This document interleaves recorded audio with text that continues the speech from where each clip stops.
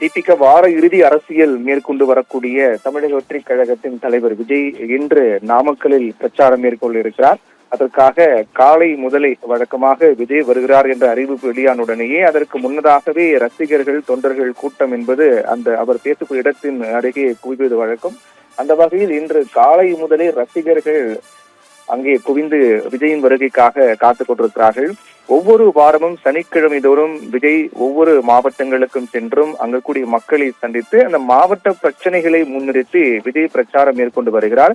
விஜயுடைய பேச்சு எதிர்பார்ப்பை விட விஜய் என்ன பேச போகின்றார், யாரை குறித்து பேச போகின்றார், எந்த பிரச்சனை மையப்படுத்தி பேச போகின்றார் என்ற எதிர்பார்ப்பை விட அவர் கிளம்பி விட்டார், திருச்சி வந்து விட்டார், அவர் சாலை மார்க்கமாக வந்து கொண்டிருக்கிறார், கூட்டம் வழிநெடுங்களும் காத்துக் கொண்டிருக்கு என்ற செய்திதான் பிரதானமாக இடம்பெறுவதை நாம் ஒவ்வொரு வாரம் பார்த்து வருகின்றோம். அந்த வகையில் விஜய் என்ன பேச போகிறார் என்பதை காட்டிலும் அவருக்காக கூடக்கூடிய கூட்டங்கள், அதற்கு முன்னதாக நடக்கக்கூடிய அந்த கலைபுரங்கள் தான் முக்கிய செய்தியாக இடம்பெறுவதை நாம் ஒவ்வொரு வாரம் பார்த்து வருகின்றோம். அந்த வகையில் இன்றைய நாளில் விஜய் நாமக்கலில் என்ன பேச போகின்றார் என்பதையும் தாண்டி திருச்சிக்கு விமானம் மூலமாக வந்த விஜய் அங்கிருந்து சாலை மார்க்கமாக அவர் நாமக்கல்லை நோக்கி வந்து கொண்டிருக்கின்றார். இன்னும் சிறிது நேரத்தில் அவர் அங்கு மக்கள் இருக்கக்கூடிய அந்த பகுதியில் கூட்டத்துக்கான அனுமதி கொடுக்கப்பட்ட அந்த பகுதியில் விஜய் பேச இருக்கின்றார். அதற்காக வழக்கம் போல விஜயின் ரசிகர்கள் தொண்டர்கள் எல்லாம் ஆயிரக்கணக்கான தொண்டர்கள் எல்லாம் குவிந்து காத்துக் கொண்டிருக்கிறார்கள். கடந்த வாரம் சனிக்கிழமை நாகை, திருவாரூர் மாவட்டங்களுக்கு சென்று விஜய் மக்கள் சந்திப்பு நிகழ்ச்சி நடத்தி மக்களிடம் உரையாற்றினார்.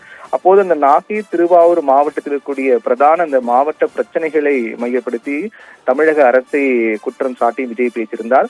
அதைத் தொடர்ந்து இன்று நாமக்கல் மற்றும் கரூர் ஆகிய மாவட்டங்களுக்கு சென்று மக்கள் சந்திப்பு நிகழ்ச்சி நடத்த இருக்கிறது. நாமக்கல்லை பொறுத்தவரையில் பொதுவாக விஜய் ஒவ்வொரு மாவட்டங்கள் செல்லும் போதும் அவர்கள் தாவேக தரப்பில் இந்த இடத்தில் பேச அனுமதிக்க வேண்டும் என்ற கோரிக்கை வைக்கப்படும். ஆனால் அவர்கள் கேட்கக்கூடிய இந்த இடம் என்பது மக்கள் நெரிசல் மிகுந்த இடம், குடியிருப்பு பகுதி அதிகம் இருக்கக்கூடிய இடம் என்ற காரணத்தை குறிப்பிட்டு மாற்று இடத்தை காவல்துறையினர் வழங்கி வருகிறார்கள். அந்த வகையில்தான் இன்றைய நாள் கூட்டத்திற்கும் தாவேக தரப்பில் கேட்கப்பட்ட இடம் மறுக்கப்பட்டு மாற்று இடம் என்பது வழங்கப்பட்டு அதை தாவேக தரப்பில் ஏற்றுக்கொண்டு விஜய் அங்கு பேசியிருக்கின்றார்.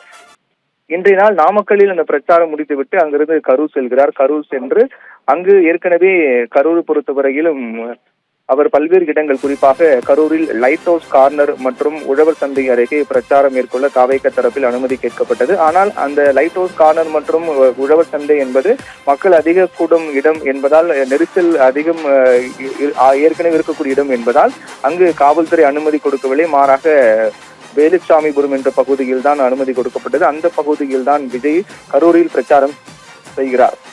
குறிப்பாக நாமக்கலில் அவர் பிரச்சாரம் மேற்கொள்வதை முன்னிட்டு அங்கு ரசிகர்கள் தொண்டர்கள் அதிக அளவில் காத்திருக்கிறார்கள் விஜயின் வருகைக்காக, என்ன பேச போகிறார் என்பதற்காக.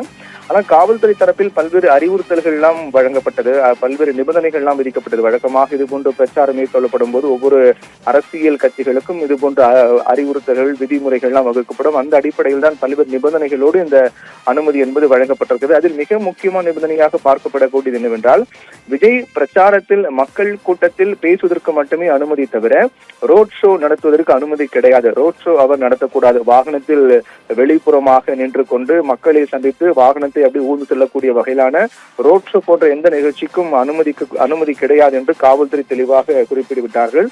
அதே போன்று விஜய் வரக்கூடிய வாகனத்தை பின்தொடர்ந்து எந்த இருசக்கர வாகனம், கார்களும் வரக்கூடாது. அதே போன்று முன்னே அந்த வாகனத்தை இடையூறு ஏற்படுத்தக்கூடிய வகையில் எந்தவித இருசக்கர வாகனங்களும் கார்களும் தொண்டர்கள் யாரும் வரக்கூடாது என நிபந்தனை விதிக்கப்பட்டது.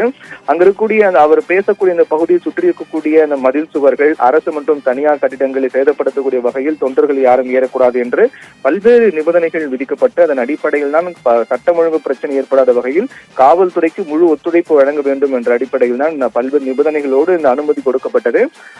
ஆனால் வழக்கமாக காவல்துறை அனுமதி கொடுக்கிறார்கள். ஆனால் அவர்கள் என்ன கொடுப்பது, நாம் என்ன செய்வது என்று போலதான் ஒவ்வொரு வாரமும் தமிழக வெற்றிக் கழகத்தினுடைய தொண்டர்கள் மற்றும் விஜயின் ரசிகர்கள் செய்யக்கூடிய அந்த செயல் என்பது அதிருப்தி ஏற்படுத்தி வருகின்றது.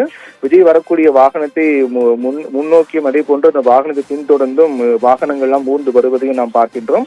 மேலும் தமிழக வெற்றிக் கழகத்தினுடைய பொதுச் செயலாளர் என் ஆனந்தம் ஒரு அறிக்கையை விஜயின் அறிவுறுத்தல் பேரில் அறிக்கை வெளியிட்டார்.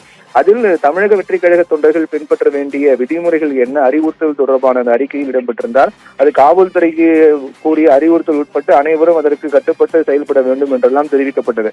ஆனால் வழக்கமாக இது போன்ற அறிவுறுத்தல்கள் வழங்கப்படுவதும் அதை அவர்கள் மீறுவதுமாக தான் இருந்து வருகிறது.